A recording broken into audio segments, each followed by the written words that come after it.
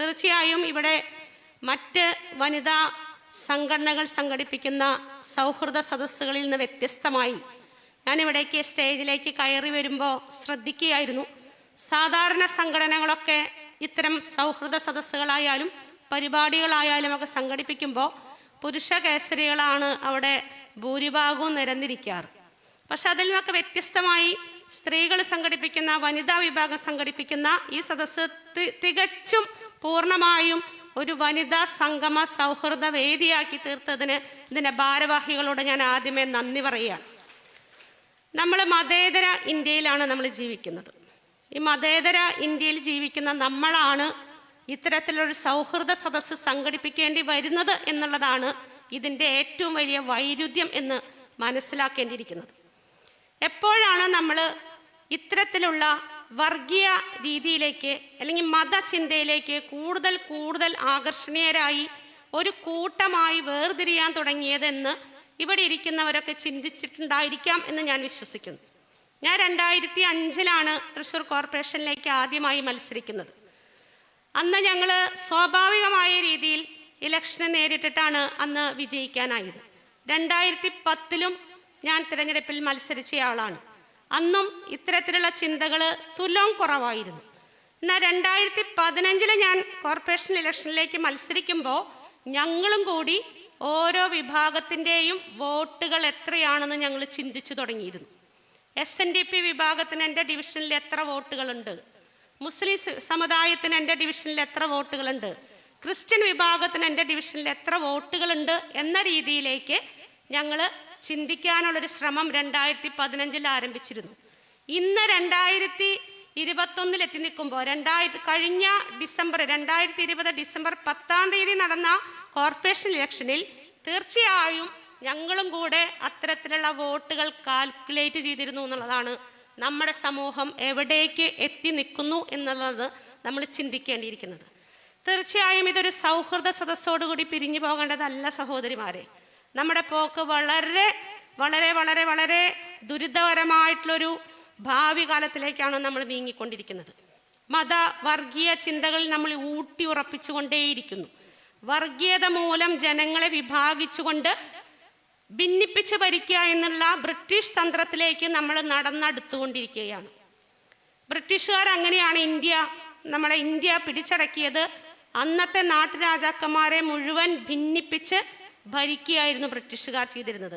ഏകദേശം അതേ പാതയിലൂടെ നമ്മളെ വർഗീയമായി ഭിന്നിപ്പിച്ചുകൊണ്ട് ഭരണത്തിലേക്ക് എത്തിക്കുന്ന ഒരു രീതിയിലേക്ക് നമ്മൾ നടന്നെടുത്തുകൊണ്ടിരിക്കുന്നു എന്നുള്ള യാഥാർത്ഥ്യം നമ്മളിവിടെ മനസ്സിലാക്കാതെ പോകരുത്.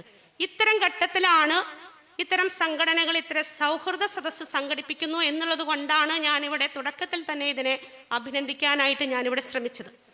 ഒരു കാലഘട്ടത്തിൽ നിങ്ങൾ കേട്ടിരിക്കാം, 2015-20 കാലഘട്ടത്തിൽ അന്ന് ഏറ്റവും അധികം ഉയർന്നു കേട്ടിരുന്നത് ബീഫ് നിരോധനത്തെ കുറിച്ചുള്ള വലിയ വാർത്തകളാണ്. അതായത് ഒരു വിഭാഗം ബീഫ്, അതായത് അവരുടെ ഒരു വിഭാഗത്തിൻ്റെ ദൈവമായിരിക്കുന്ന ആ മൃഗത്തെ വെട്ടി മാംസാഹാരമായി ഉപയോഗിക്കുന്നു എന്നുള്ള രീതിയിൽ വലിയ പ്രചാരണം കൊണ്ടുവന്ന് ഒരു സമുദായത്തിലുള്ളവരെ മുഴുവൻ കൊന്നൊടുക്കുക, അടിച്ചു കൊല്ലുക, തല്ലിക്കൊല്ലുക, ചവിട്ടിക്കൊല്ലുക എന്നുള്ള രീതിയിലേക്ക് നമ്മുടെ ഇന്ത്യൻ സമൂഹത്തെ എത്തിച്ചു എന്നുള്ളതാണ്. അതിനെതിരെയൊക്കെ നമ്മൾ ബീഫ് ഫെസ്റ്റ് നടത്തിയിട്ടാണ് കേരളത്തിലെ ജനങ്ങൾ അതിനെ നേരിട്ടത്. എല്ലാ സംഘടനകളും, എല്ലാ രാഷ്ട്രീയ പാർട്ടികളും, വർഗീയതയ്ക്കെതിരായ എല്ലാ രാഷ്ട്രീയ പാർട്ടികളും അന്ന് ബീഫ് ഫെസ്റ്റ് സംഘടിപ്പിച്ചുകൊണ്ടാണ് നമ്മൾ അതിനെ നേരിട്ടത്. ഞാൻ ഈ കാലഘട്ടത്തിൽ ഇത്തരം പ്രവൃത്തികളോട് അനുകൂലമുള്ള ഒരു സംഘടനയിലത്തെ കുറച്ച് സുഹൃത്തുക്കളുമായി സംസാരിച്ചു. അവർ പറഞ്ഞു, ഞങ്ങളുടെ രാമായണത്തിൽ, ഞങ്ങളുടെ വേദത്തിലെ ഞങ്ങൾക്കത് ദൈവമായിട്ടാണ്, ഗോമാതാവാണ്, അതിനങ്ങനെ നിങ്ങൾക്ക് വേറെ എത്രയോ മാംസാഹാരങ്ങളുണ്ട് കഴിക്കാനായിട്ട്, അപ്പം നിങ്ങൾക്ക് അത് കഴിച്ചുകൂടെയും ചോദിച്ചു. അപ്പം ഞാൻ രാമായണത്തിലെ ഒരു പ്രശസ്തമായിട്ടുള്ളൊരു വാക്യമുണ്ട്, വല്ലഭന് പുല്ലും ആയുധം എന്ന്. നിങ്ങൾ കേട്ടിട്ടുണ്ടായിരിക്കും, വല്ലഭന് പുല്ലും ആയുധം. അതെങ്ങനെയാണ് അങ്ങനെ ഒരു ക്ലോസ് വന്നതെന്ന് ഞാൻ രാമായണം എടുത്ത് വായിച്ചു നോക്കി. അപ്പം അതിൽ പറയുന്നത്, സീതയും രാമനും അവരുടെ വനവാസ കാലഘട്ടത്തിൽ അവർ മാംസാഹാരം കഴിച്ചു. അവർ മാംസാഹാരികളാണ്. രാമായണത്തിലെ രാജാക്കന്മാരൊക്കെ അതുപോലെ ഒരു ദേവന്മാരൊക്കെ മാംസാഹാരം കഴിച്ചിരുന്നവരാണ്. ആ സന്ദർഭം ഇങ്ങനെയാണ് വിവരിക്കുന്നത്. അവർ വനവാസ കാലത്ത് അവർ നായാടി പിടിച്ച മൃഗത്തിൻ്റെ മാംസം പാറപ്പുറത്തിട്ട് ഉണക്കുകയായിരുന്നു. അതാണ് സന്ദർഭം. കഥാസന്ദർഭം അങ്ങനെയാണ്.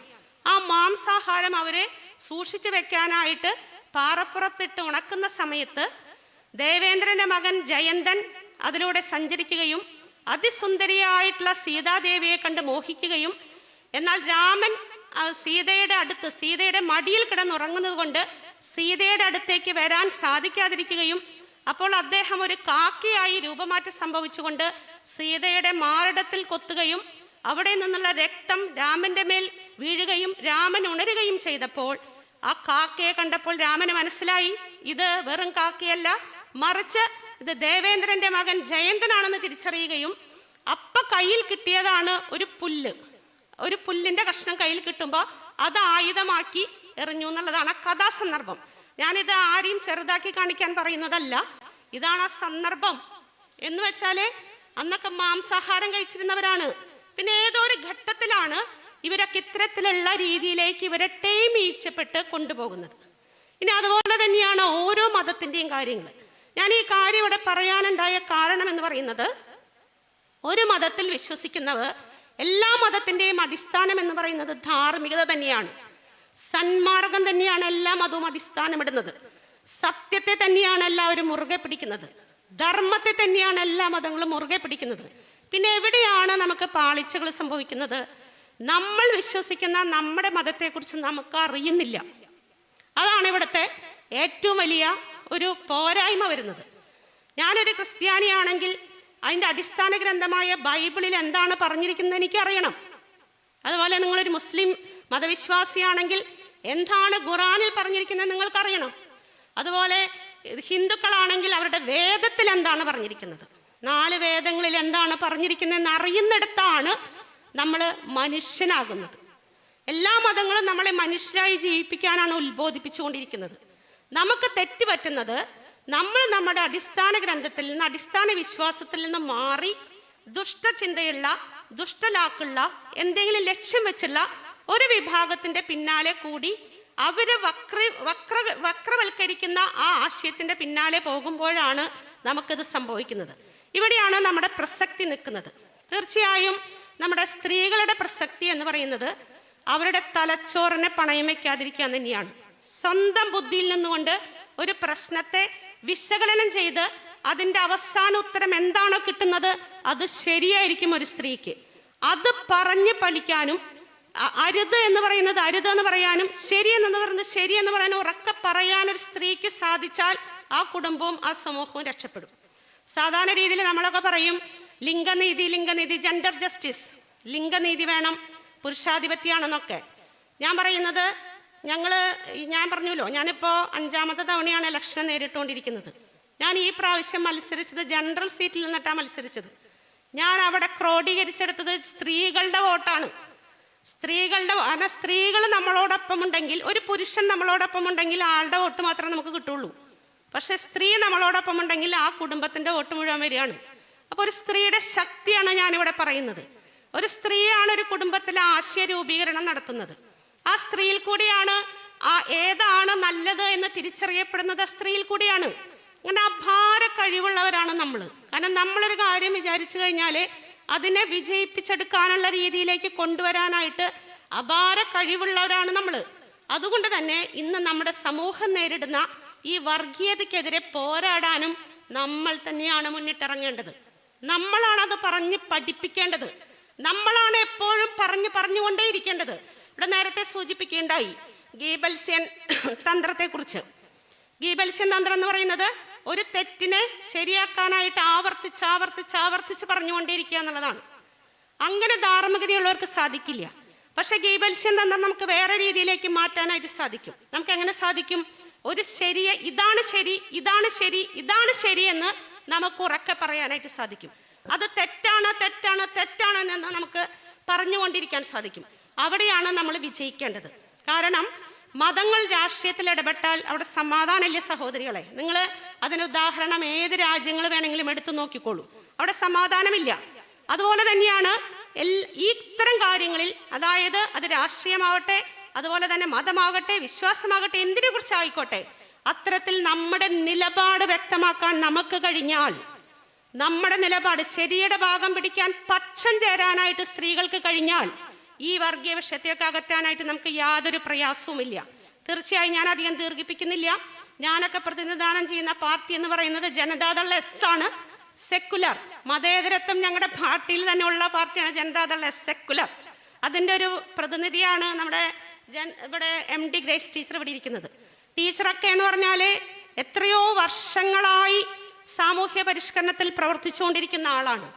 യാതൊരു സ്ഥാനമാനങ്ങളും മോഹിക്കാതെ നിരന്തരം, അത് മദ്യ നിരോധന സമിതി ആയിക്കോട്ടെ, സമരമായിക്കോട്ടെ, എന്തൊക്കെ ഒരു സമൂഹത്തിന് പരിവർത്തനം ചെയ്യാൻ സാധിക്കുന്ന പ്രവർത്തനങ്ങളുണ്ടോ അവിടെയൊക്കെ ഓടിയെത്തുകയും അതിൽ പ്രതിപാദിക്കുകയും പക്ഷം പിടിക്കുകയും തൻ്റെ അഭിപ്രായം തുറന്നു പറയുകയും ചെയ്യുന്ന ആളാണ്.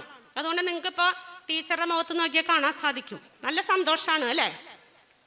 ഇന്ന് സ്റ്റേജിലിരിക്കുന്ന എല്ലാവരെക്കാട്ടിലും വളരെ ഹാപ്പി ആയിട്ടിരിക്കുന്ന സന്തോഷമാണ്. അതായത് ശരിയുടെ ഭാഗത്ത് നിന്നാൽ നമുക്ക് കിട്ടുന്നത് സന്തോഷമാണ് സഹോദരിമാരെ, അല്ലെ? യാതൊരു തർക്കൂല്ല. മനസ്സിലായ? സത്യം നിങ്ങളെ സ്വതന്ത്രരാക്കുന്നാണ് ബൈബിളിൽ പറഞ്ഞിട്ടുള്ളത്. സത്യം നിങ്ങളെ സ്വതന്ത്രരാക്കും. അതാണ് നമ്മൾ അനുഷ്ഠിക്കേണ്ടത്. തീർച്ചയായും നമ്മുടെ നാട് പോകുന്നത് നല്ല രീതിയിലേക്കല്ല, ചില രീതിയിലേക്ക് വളച്ചു തിരിക്കാനായിട്ടുള്ളൊരു ശ്രമം നടക്കുന്നുണ്ട്. അതിനെ ചെറുക്കേണ്ടത് കേരളത്തിലെ പ്രബുദ്ധരായിട്ടുള്ള സ്ത്രീകളായിട്ടുള്ള നമ്മുടെ സഹോദരിമാരാണ്. അതിൽ നിങ്ങളോടൊപ്പം ഞാനും എന്നും ഉണ്ടായിരിക്കുമെന്ന് പറഞ്ഞുകൊണ്ട് ഇത്തരം ഒരു പരിപാടിയിൽ ക്ഷണിച്ചതിനെ നന്ദി പറഞ്ഞുകൊണ്ട് നിർത്തുന്നു. നന്ദി, നമസ്കാരം.